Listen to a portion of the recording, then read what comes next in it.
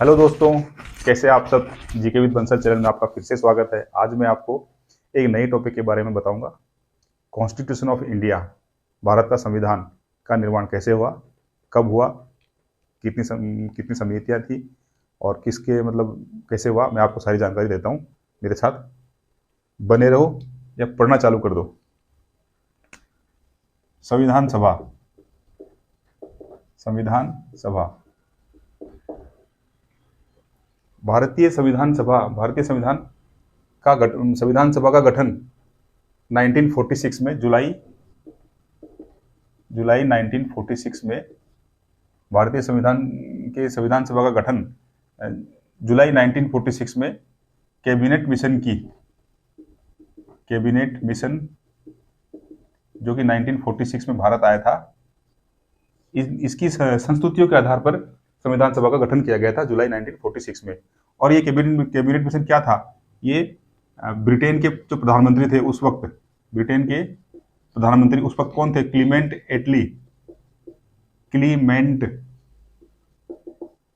एटली उस वक्त प्रधानमंत्री थे। इन्होंने अपने कैबिनेट मंत्री में से 3 जनों को कैबिनेट मिशन के रूप में भारत भेजा था।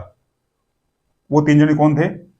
पहले का नाम है लॉर्ड पैथिक लॉरेंस, दूसरे का नाम है सर स्टेफर्ड क्रिप्स और तीसरे का नाम है एवी अलेक्जेंडर। ये 3 जने कैबिनेट मिशन के रूप में भारत आए थे संविधान का निर्माण करने के लिए। तो संविधान सभा का निर्माण भारत की प्रांतीय विधानसभाओं के निम्न सदन के सदस्यों द्वारा परोक्ष रूप से किया गया था। और इसकी पहली बैठक कब हुई थी? इसकी पहली बैठक हुई थी 9 दिसंबर 1946 को। प्रांतों की विधानसभाओं द्वारा निम्न सदन के सदस्यों द्वारा परोक्ष रूप से इसका गठन किया गया था और इसकी पहली बैठक 9 दिसंबर 1946 को संपन्न हुई थी। इसकी पहली बैठक में दोस्तों मुस्लिम लीग ने बहिष्कार किया था। मुस्लिम लीग ने इस बैठक का दोस्तों बहिष्कार किया था और इस बैठक की अस्थायी अध्यक्षता किसने की थी? डॉक्टर सच्चिदानंद सिन्हा ने। दोस्तों, इस पहली बैठक की अध्यक्षता डॉक्टर सच्चिदानंद सिन्हा ने की थी 9 दिसंबर 1946 को। मुस्लिम लीग ने इस बैठक का बहिष्कार किया था। इसके 2 दिन बाद 11 दिसंबर 1946 को दूसरी बैठक संपन्न हुई। इस दूसरी बैठक में डॉक्टर राजेंद्र प्रसाद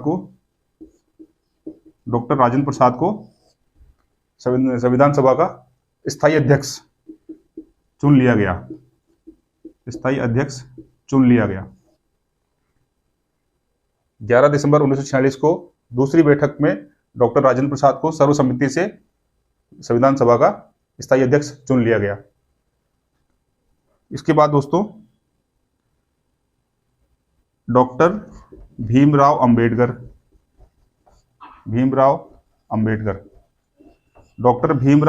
की अध्यक्षता वाली प्रारूप समिति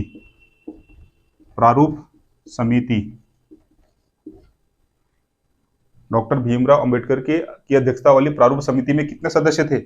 7 सदस्य थे। अध्यक्ष को मिलाकर के 7 सदस्य थे। और इस समिति का गठन 29 अगस्त 1947 को किया गया था। और दोस्तों, संविधान को बनने में कितने साल लगे थे? 2 साल 11 महीने 18 दिन लगे थे।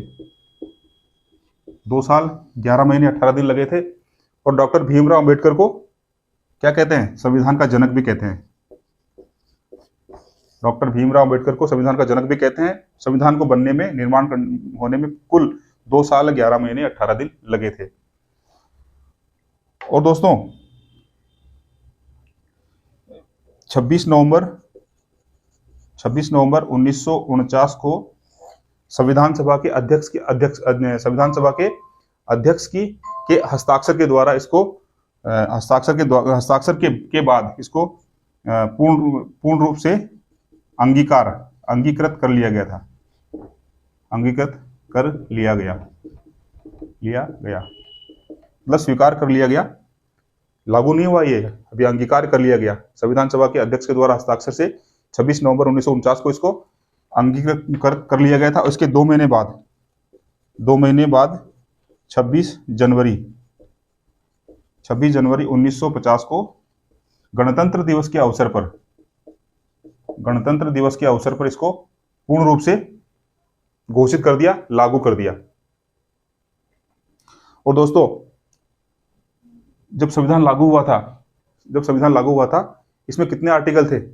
इसमें 395 आर्टिकल थे, 395 आर्टिकल और 22 भाग और 8 अनुसूचियां।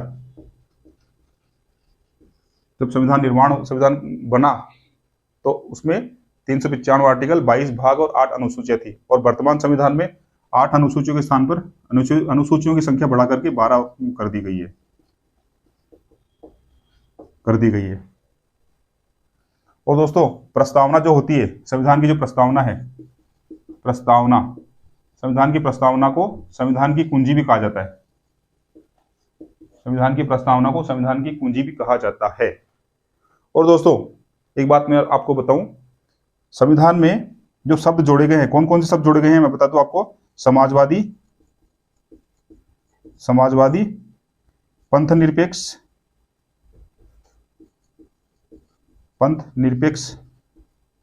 और अखंडता, ये 3 शब्द बाद में जोड़े गए। कब जोड़े गए? 42वें संविधान 42वां संविधान संशोधन हुआ था। कब हुआ था? 1976 में।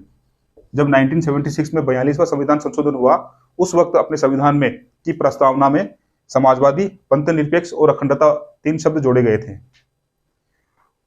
और दोस्तों, मैं आपको बताता हूं, आपको जो इसकी प्रारूप समिति के जो अध्यक्ष हैं वो तो है भीमराव अंबेडकर, और इस प्रारूप समिति में 7 सदस्य थे। ये मैंने आपको बताया नहीं, बताया तो था, अब उनके मैं नाम बता रहा हूं आपको। संविधान सभा की प्रारूप समिति में कौन कौन से सदस्य थे, तो उनके नाम मैं आपको बता देता हूं। थोड़ा सा मिटाना पड़ेगा इसको, इस कोने से मिटा देता हूं, या आपने नोट तो कर ही लिया होगा।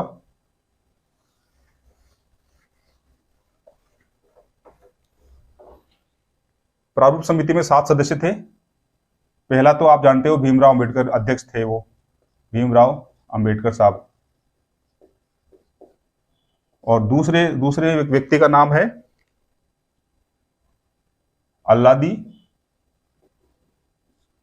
कृष्णास्वामी अय्यर। तीसरे थे कन्हैयालाल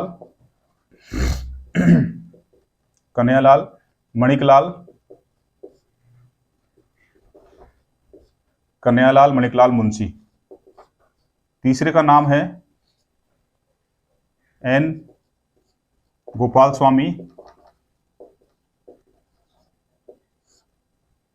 अयंगर। चौथे का नाम है एन माधवराव। पांचवे का नाम है सैयद मोहम्मद सादुल्ला। ये नाम दोस्तों आपको याद रखने पड़ेंगे, परीक्षा की दृष्टि से बहुत महत्वपूर्ण है ये। प्रारूप समिति में कौन कौन से सदस्य थे? एक सदस्य का नाम, 3 सदस्य का नाम नहीं दिया, एक का नाम दे दिया, कौन सा नहीं था। और 3 का नाम, 3 व्यक्ति शामिल नहीं है, एक शामिल है, उसका नाम दे दिया, और कौन सा शामिल है उसका नाम पूछ लेंगे ऑप्शन में देख करके। तो अल्लादी कृष्णस्वामी अय्यर, कन्हैयालाल मणिकलाल मुंशी, एन गोपाल स्वामी अयंगर, एन माधवराव, सैयद मोहम्मद सादुल्ला। कितने हो गए? 1 2 3 4 5 6, 3 4 5 6 हो गए। 7वां नाम है डीपी खेतान। तो दोस्तों, डीपी खेतान की मृत्यु हो गई थी 1948 में। ठीक है दोस्तों, तो डीपी खेतान की मृत्यु के बाद इनके स्थान पर किसको नियुक्त किया गया है? टीटी कृष्णमाचारी इनको इनके स्थान पर नियुक्त किया गया था। और जो सैयद मोहम्मद सादुल्ला थे, ये कौन थे? ये मुस्लिम लीग के प्रतिनिधि थे। सैयद मोहम्मद सादुल्ला मुस्लिम लीग के प्रतिनिधि थे। तो दोस्तों ये तो हुई प्रारूप समिति के सदस्यों के नाम। अब मैं बताता हूँ संविधान के स्रोत। संविधान में जो नियम कानून कायदे वगैरह जो लिखे गए हैं वो किन किन देशों के संविधान से लिए गए हैं, थोड़ी सी जानकारी देता हूँ। बोर्ड छोटा है मेरा, इसी में मुझे पढ़ाना पड़ता है, अभी मुझे साइड के मिटाने पड़ेंगे।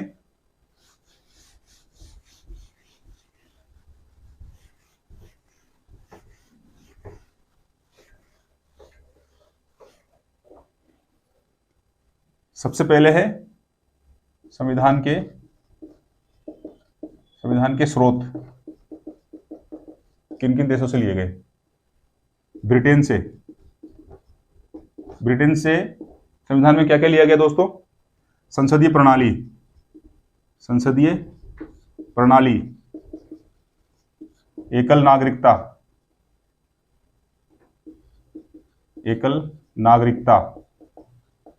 संसदीय शासन प्रणाली, एकल नागरिकता, द्विसदनीय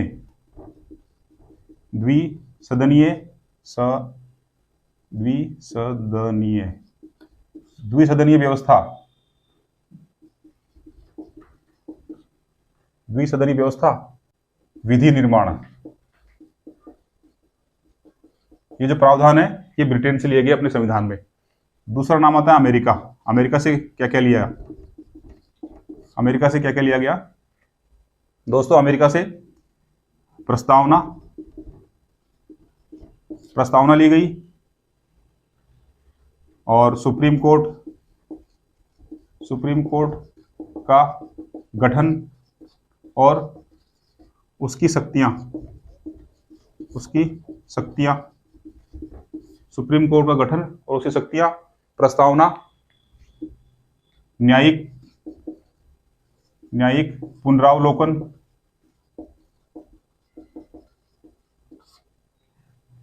और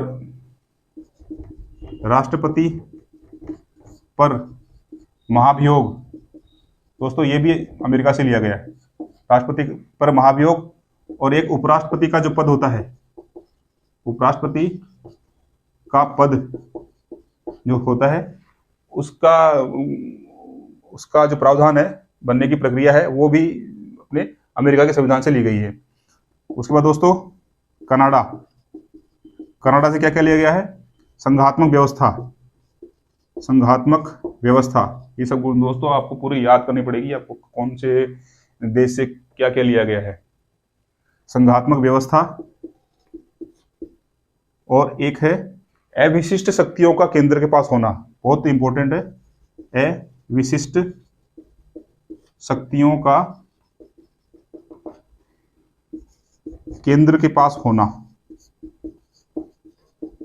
ये प्रावधान भी लिया गया है संविधान में कनाडा से। संघात्मक व्यवस्था, अविशिष्ट शक्तियों का केंद्र के पास होना और उपराज्यपाल की नियुक्ति, ये भी कनाडा से लिया गया है। राज्यपाल की नियुक्ति, ये जो तथ्य है, ये जो स्रोत हैं, ये कनाडा से लिए गए हैं। उसके बाद दोस्तों रूस से क्या क्या लिया गया है? रूस से मौलिक कर्तव्य लिए गए हैं, और अमेरिका से मौलिक अधिकार भी है। अमेरिका से मौलिक अधिकार भी शामिल है, अमेरिका से लिए गए हैं। प्रस्तावना, मौलिक अधिकार, सुप्रीम कोर्ट का गठन और उसकी शक्तियां, न्यायिक पुनरावलोकन, राष्ट्रपति पर महाभियोग, उपराष्ट्रपति का पद, ये सब अमेरिका से लिए गए हैं।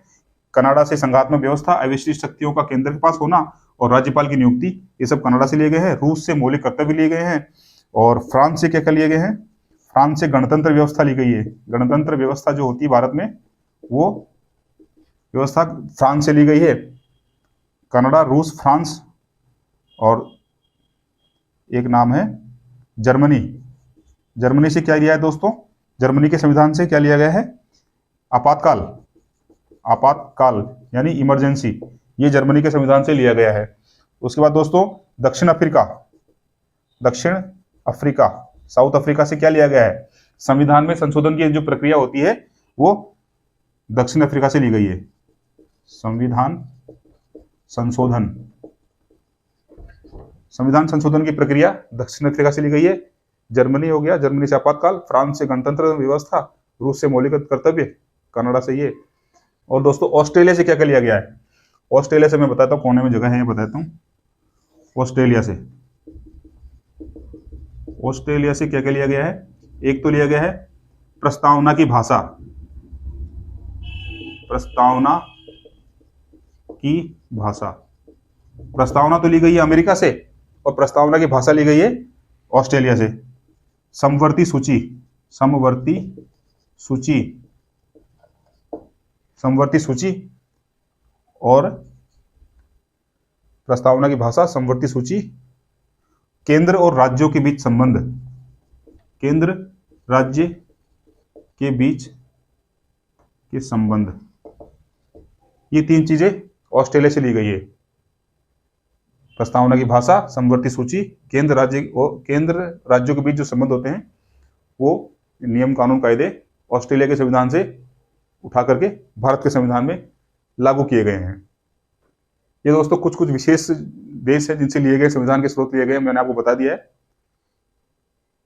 कोई देश छूट तो नहीं गया? हाँ दोस्तों, एक आयरलैंड और रह गया। हाँ, नीति निर्देशक तत्व है आयरलैंड।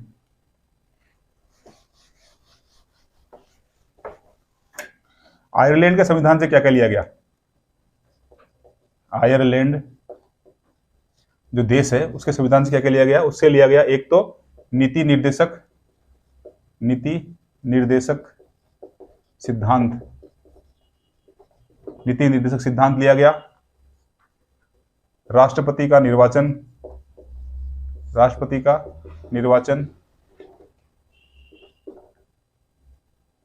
नीति निर्देशक सिद्धांत, राष्ट्रपति का निर्वाचन। और उच्च सदन में जो सदस्य मनोनीत होते हैं,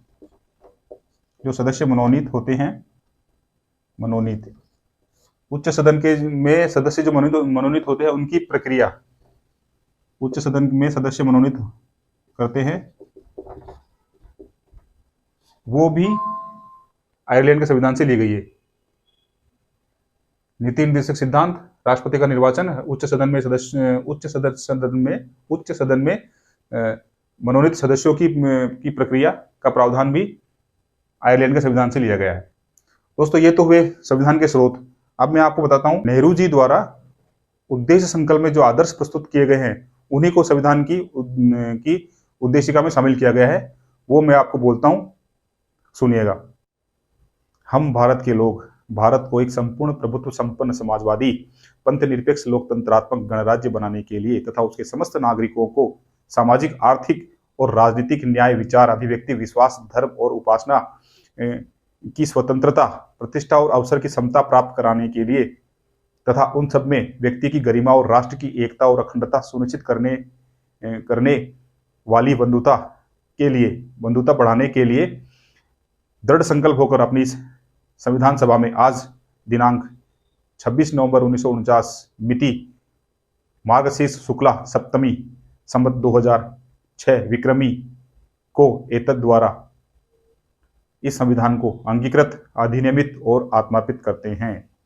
जय भारत, जय भारत, जय भारत। दोस्तों आज का एपिसोड कैसा लगा कमेंट सेक्शन में कमेंट करना और मेरे इस चैनल को सब्सक्राइब करना, लोगों को फैलाना, शेयर करना।